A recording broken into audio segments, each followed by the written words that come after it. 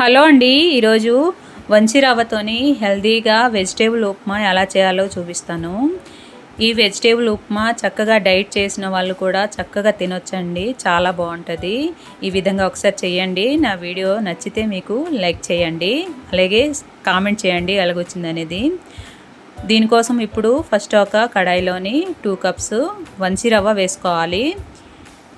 వంచి రవ్వ వేసుకున్న తర్వాత ఇవి లైట్ గోల్డెన్ షేడ్ వచ్చినంత వరకు బాగా వేయించుకోవాలి.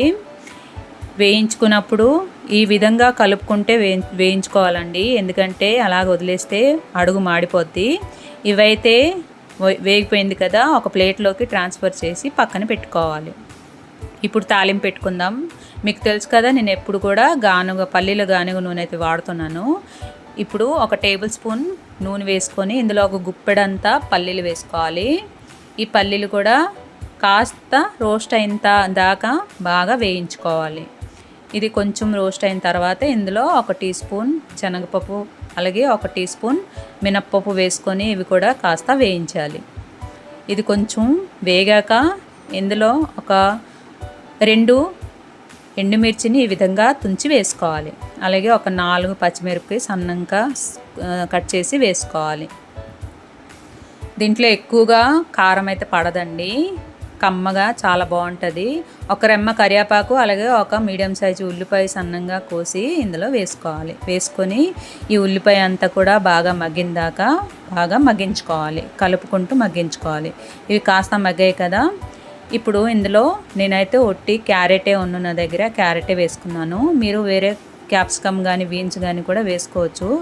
వేసి ఒకసారి బాగా కలిపి 1 నిమిషం వేగిన తర్వాత ఇందులో ఒక పావు టీ స్పూన్ సాల్ట్ వేసి వేగించాలి.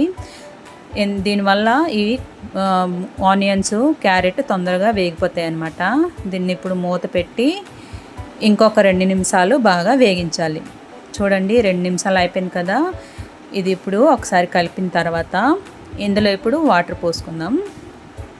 ఎసర్ని ఇప్పుడు ఈ గ్లాస్తోని 2 గ్లాస్ నిన్ను వేసుకున్నానండి.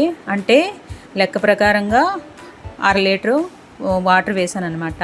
ఇప్పుడు దీన్ని టేస్ట్కి సరిపడా సాల్ట్ని వేసి ఒకసారి బాగా కలుపుకొని దీన్ని ఇప్పుడు మూత పెట్టి మరగనివ్వాలి ఎసర. ఇప్పుడు చూడండి, ఎసర అయితే మరుగుతుంది కదా. ఇప్పుడు ముందుగా వేయించి పెట్టుకున్న రవ్వని ఇందులో కలుపుకుంటూ వేసుకోవాలి. ఈ విధంగా కలుపుకుంటూ వేసుకుంటే మనకి ఎక్కడ ఉండలు లేకుండా చక్కగా కలుస్తుందన్నమాట. ఇప్పుడు మూత పెట్టి రవ్వ బాగా ఉడికించుకోవాలి. అంతేనండి, ఉప్మా అయితే రెడీ అయిపోయింది. ఈ హెల్తీ ఉప్మా ఒకసారి మీ ఇంట్లో ట్రై చేయండి. ఎలాగొచ్చిందనేది నాకు కామెంట్లో షేర్ చేసుకోండి. అలాగే నా వీడియో నచ్చితే లైక్ చేయండి, నా ఛానల్ని సబ్స్క్రైబ్ చేసుకోండి. ఇంకొక రెసిపీతో మీ ముందుకు వస్తాను. Bye bye.